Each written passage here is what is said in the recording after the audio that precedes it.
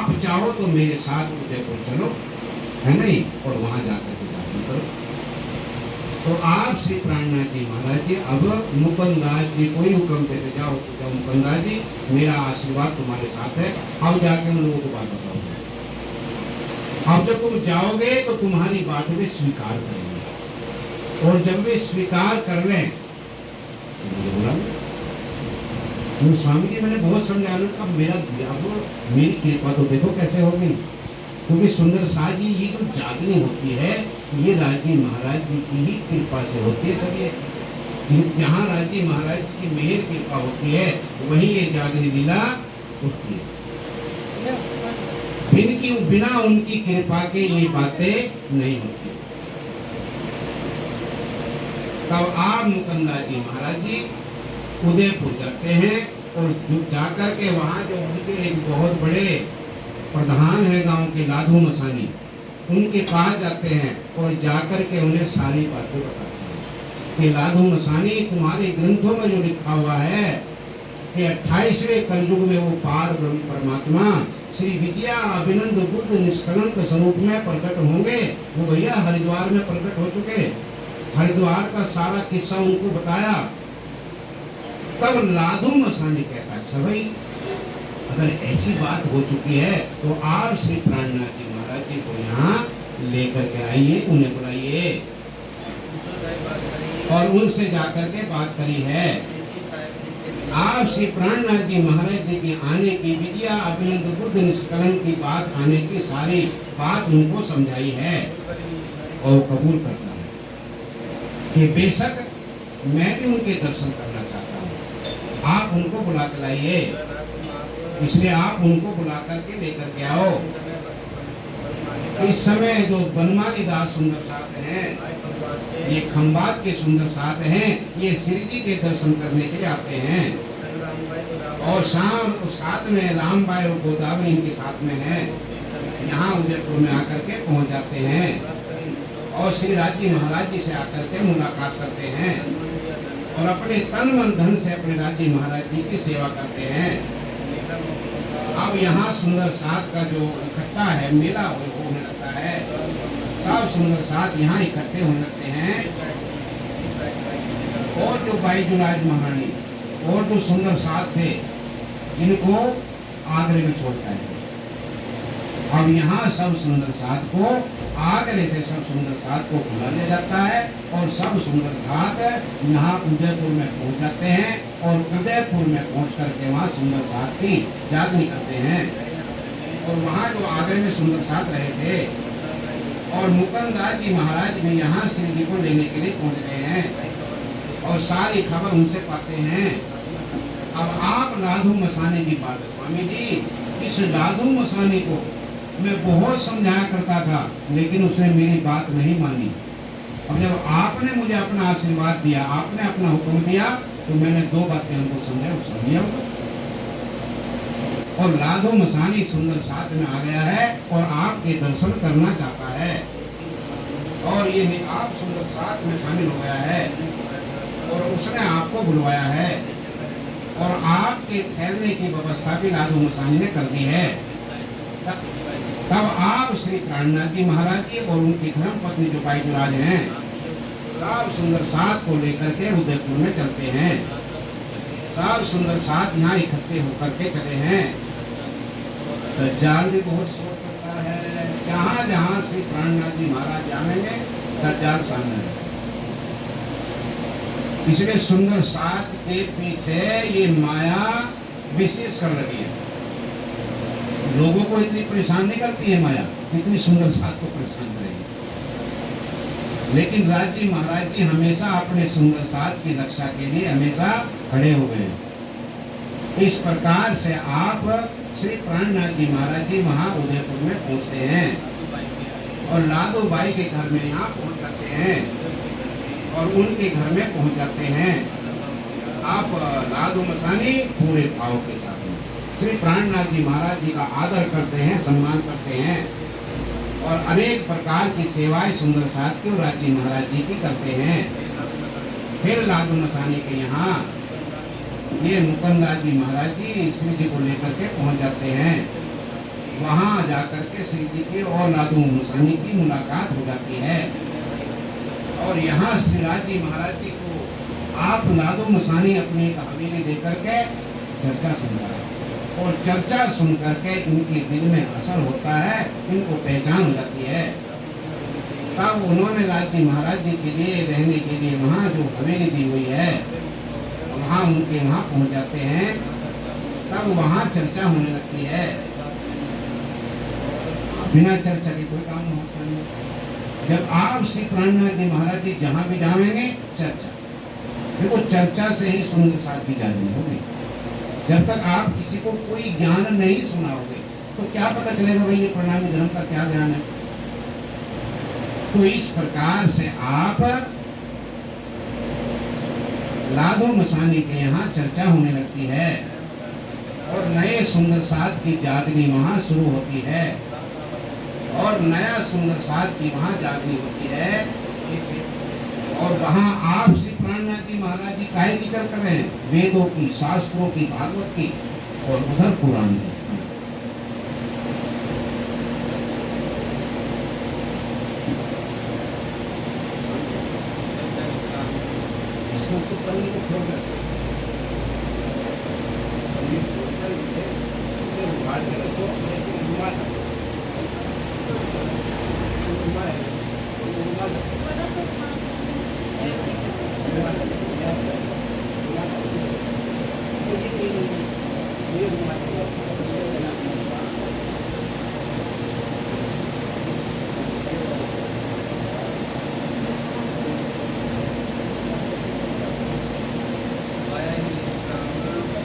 श्री प्राणनाथ प्यारे की जय, श्री सतगुरु महाराज की जय।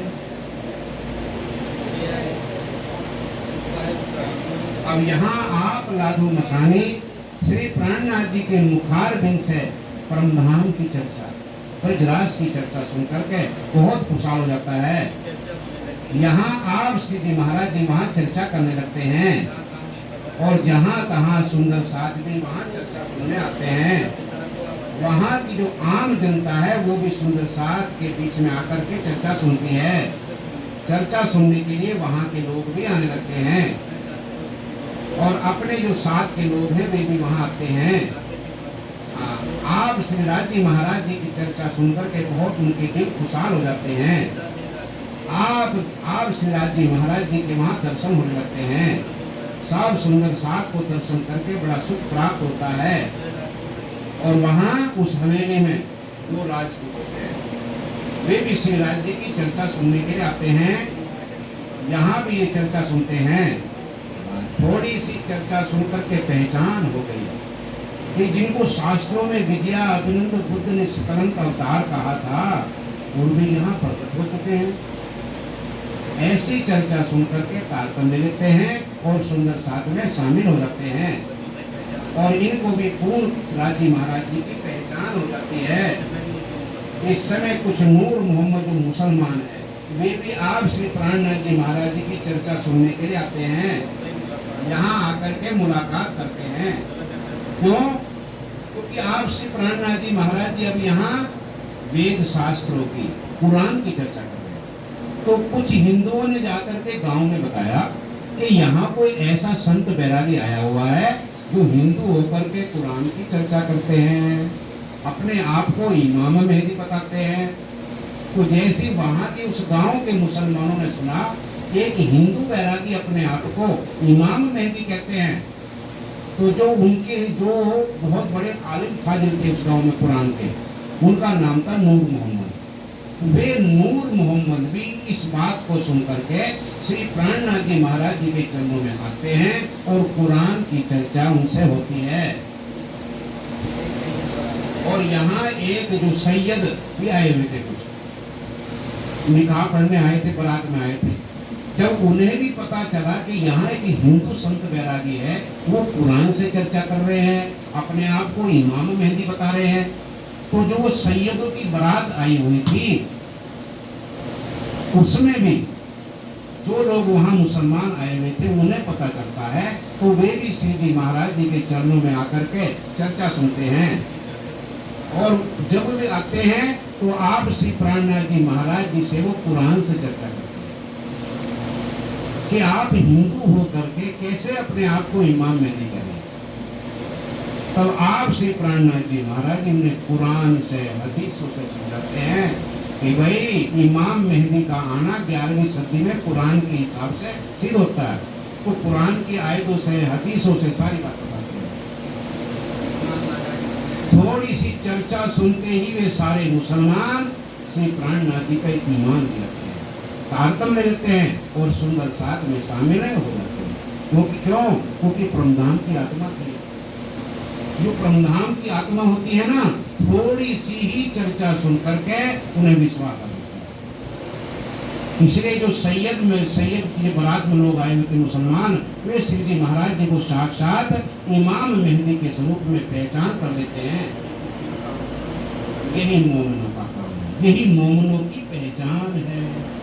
मोमिन जिसे कहा है, ब्रह्म आत्माओं को, ब्रह्म सृष्टियों को ही कुरान में मोमिन करके लिखा हुआ है। आप लालदास जी महाराज कहते हैं कि इन सुंदर साथ की मोमिनों की यही पहचान है कि थोड़ी सी चर्चा सुनते ही इनको अपने राज्य महाराज जी के प्रति पूर्ण विश्वास आ जाता है। और यहाँ वे सैयद जो आए थे वो तो सुंदर साथ बने और वहाँ के जो उदयपुर के सुंदर साथ भीखू भाई है, वो भी चर्चा सुन करके सुंदर साथ में शामिल होते हैं। और राधा और रुक्मण भी आकर के वहाँ सुंदर साथ में शामिल होते हैं। और सुंदर है, सोना है, ये उदयपुर का सुंदर साथ है जो परमधाम की आत्माएं उस समय माया का खेल देखने के लिए उदयपुर में आई थी। आप श्री प्राणनाथ जी महाराज जी उदयपुर में जाकर के उन्हें परमधाम का ज्ञान सुना करके उनकी आत्मा को जागृत कर दिया। आप श्री प्राणनाथ जी महाराज यहाँ परमधाम की चर्चा करते हैं, ब्रजराज की चर्चा करते हैं। वो चर्चा सुन करके जो वहाँ आई हुई ब्रह्म आत्मा थी, वो चर्चा सुन करके ताकम लेती हैं और उनकी आत्मा जागृत हो जाती है। आप श्री राज्य महाराज जी के चरणों में वो मोमिन जो सुंदर साथ है उदयपुर का, उन राज्य महाराज जी के चरणों में आ जाते हैं। और मैया राम है, मैया राम भी श्री जी की चर्चा सुनकर के सुंदर साथ में शामिल होते हैं। और वासुदेव भाई भी वहाँ तारतम लेते हैं और सुखदेव भाई भी तारतम लेते हैं। ये सुंदर साथ चर्चा सुन करके राज्य महाराज जी के चरणों में आ गए हैं। राज्य महाराज जी की मेहर करती है। जहाँ राज्य महाराज जी की चर्चा होती है, वाणी होती है, वहाँ साक्षात राज्य महाराज जी की मेहर बरसती है। क्योंकि जहाँ उस परमात्मा का जिक्र होता है ना, तो वहाँ परमात्मा साक्षात विराजमान होते हैं, उनकी मेहर कृपा होती है। इस प्रकार से आप लालदास जी महाराज कहते हैं कि उदयपुर के सुंदर साथ को जगाने के लिए राज्य महाराज जी उदयपुर में गए हैं और सुंदर साथ के ऊपर अपनी मेहर बरसा रहे हैं। और जगीसा है, अमोला है, ये भी तारतम देते हैं। बहुत सुंदर साथ की वहाँ जागरी होती है। और आप सब सुंदर साथ चर्चा सुन रहे हैं, उत्सव रसोई कर रहे हैं। आज हमारी तरफ से भंडारा है महाराज जी, आज हमारी तरफ से, आज हमारी तरफ से, सब अपने अपने घर से सामान लाते हैं और लादू मसाने के यहाँ जो ठहरे हुए सुंदर साथ वहाँ आकर के रसोई और भंडारे करते हैं। कौन सेवा करता है? जाके धनिये पकड़े। ये सेवा उसी को नसीब होती है जिसे राज्य महाराज जी की पहचान होती है, जिसपे राज्य महाराज जी जिनका हाथ पकड़ते हैं, हाथ पकड़ के अपनी चर्चा सुना करके उनकी आत्मा को जागृत करते हैं, वही सुंदर साथ सेवा करते हैं। इस प्रकार से आप 4 महीने आप श्री जी महाराज जी सुंदर साथ वहाँ उदयपुर में रहते हैं। जो औरंगजेब बादशाह के दरबार में 12 सुंदर साथ है, वहां से चिट्ठी आती है कि स्वामी जी अब यहाँ हम मुसलमानों के दरबार में बैठे हुए, अब इन लोगों ने हमारे से कुरान से चर्चा भी बंद कर दी है, ना हमारे पास आते हैं। अगर आपकी इजाजत हो तो हम वहां से वापस आ जाएं।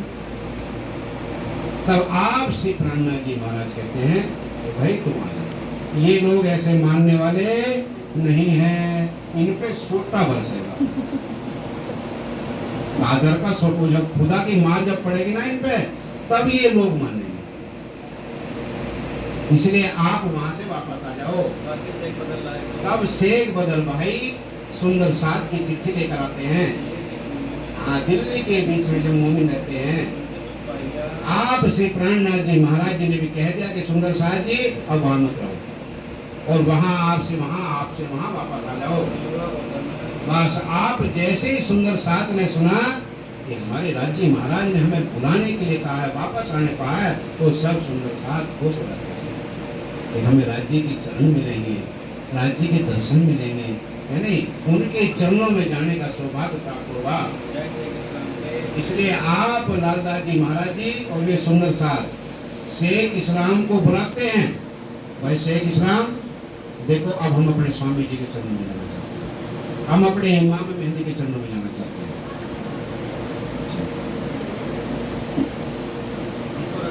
इसलिए आप हमें अब यहाँ से इजाजत दो, हम यहाँ से आपके दरबार में से विदा होकर के अपने राज्य महाराज जी के, अपने इमाम मेहंदी के चरणों में जा रहे हैं। अब हम अपनी जगह चले जाएंगे। अब तुम ये हुक्म करो, आप हमें यहाँ से इजाजत दो। तब काजी ने क्या कहा, भाई मैं नहीं कर सकता, क्योंकि औरंगजेब बादशाह का ये हुक्म है। मैं कल को जाकर के औरंगजेब के दरबार में जाकर के आपकी अर्जी लगाऊंगा कि जो इमाम मेहंदी की जो 12 सुंदर साथ हैं, 12 मोमिन आए हैं, वे अपने घर वापस जाना चाहते हैं, अपने इमाम मेहंदी के पास जाना चाहते हैं। जब औरंगजेब बादशाह इजाजत देगा भाई, तभी आप यहाँ से जा सकते हो। तब एक दिन बीच में डाल करके इन 12 सुंदर साथ को, ये जो शेख इस्लाम है काजी, सबसे बड़ा जो काजी है वहाँ का औरंगजेब के दरबार का, इन 12 सुंदर साथ को लेकर के औरंगजेब के दरबार में जाकर के पेश करते हैं। और आप औरंगजेब बादशाह वहां सिंहासन पे बैठा हुआ है और 12 सुंदर साथ उनके सामने जाकर के खड़े हो जाते हैं। और आप शेख इस्लाम काजी है, वो कहता है बादशाह सलामत, ये जो मोमिन सुंदर साथ हैं जो तुम्हें इमाम मेहंदी का पैगाम देने के लिए आए हैं, अब ये अपने घर जाना चाहते हैं, अपने इमाम मेहंदी के पास जाना चाहते हैं। अगर आप इजाजत दो तो यहाँ से ये चले जाएं, क्योंकि ये अब यहाँ से विदाई मांग रहे हैं, फिर ये अपने जगह जाएंगे। ये वही लोग हैं जो इमाम मेहंदी का पैगाम देने के लिए आपको मिले थे, जिन्होंने आकर के मुसलमानों के राज में आकर के, हिंदू होकर के इमाम मेहंदी का संदेश दिया था आपको। ये वही लोग हैं। तब काजी ने कहा, ये वही मोमिन हैं औरंगजेब बादशाह, जो तुम्हारे वहां लाल किले में गए थे और तुम्हारे से इन्होंने मुलाकात की थी, और तुम्हारे से जिन्होंने मुलाकात की थी ये सच्चे मोमिन हैं, सच्चे इमाम मेहंदी के उम्मत के आदमी हैं। जैसे औरंगजेब बादशाह ने उन 12 सुंदर साथ को देखा, आसमान की तरफ नजर करी औरंगजेब ने और कहा, हे खुदा खैर कर, इन मोमिनों के ऊपर कृपा कर। इस तरह की बातें औरंगजेब बादशाह आसमान की तरफ हाथ फैला करके इन सुंदर साथ के लिए दुआ मांगते हैं, और कहा कि इन सुंदर साथ के रास्ते के खर्च के लिए 100 रुपए दे जाऊं।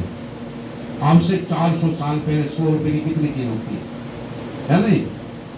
सुंदर साथ के लिए खर्चे के लिए 100 रुपए औरंगजेब बादशाह उन्हें देने का हुक्म करता है और देने का हुक्म कर देता है। और जो उनके जो खादिम थे वो 100 रुपए लेकर के आप सुंदर साथ को दे देते हैं। और मोमनो, ये एक औरंगजेब की छोटी सी भेंट है, ये आप स्वीकार कीजिए। तब औरंगजेब बादशाह को ने इन सुंदर साथ को दिया, जाओ और इस हिंदुस्तान के अंदर इमाम मेहंदी की बातों को जाहिर करो। तब आप सुंदर साथ जी बहुत ही खुश हो जाते हैं, विदा होकर के चलते हैं। दूसरे दिन ही औरंगजेब के दरबार से विदा होकर के आप ये 12 सुंदर साथ श्री जी के चरणों में पहुंचते हैं और वहां उदय